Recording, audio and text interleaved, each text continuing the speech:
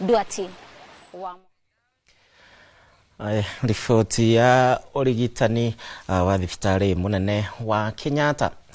Gikundi gĩa tabarĩra ya waki wa barabara nene ya kuma kũrĩa mwena wa Isiolo nginyagia Mandera onyitanĩri na kanitha wa Gatoreki diocese ya Isiolo nĩ mambĩkĩte kambeini ya gũkorwo makĩhũrana na mbaara cia kĩmũciĩ na iria ciongererekete mũno makĩria kũrĩa barabara ĩno ĩkoretwo ĩkĩgerera.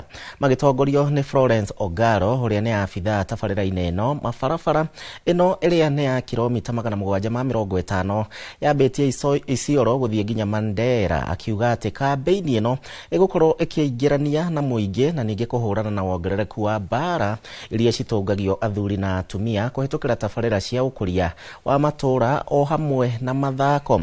Oho Anne Wanjirũ ũrĩa nĩ mũrũgamĩrĩri wa kanitha wa Gatoreki thĩinĩ wa kambeini ĩno augĩte ũnyitanĩri ũyũ nĩ ũkũrehe ũgarũrũku mũnene kũhĩtũkĩra gũthomithia mũingĩ mogwati ma mbaara cia kĩmũciĩ gatagatĩ ka aikari a matũũra macio. Also ensured that the community is safe and are not suffering from sexual, or they will not suffer from sexual exploitation from the project that is ongoing, and mitigating against the risks.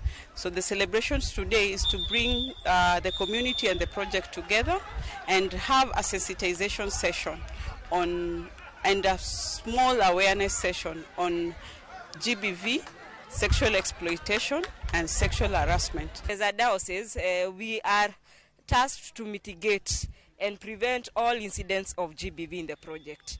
So today we have a football tournament between the community FC and project FC, engaging project workers who are male through the EMAP approach. The EMAP approach is engaging men through accountable practice.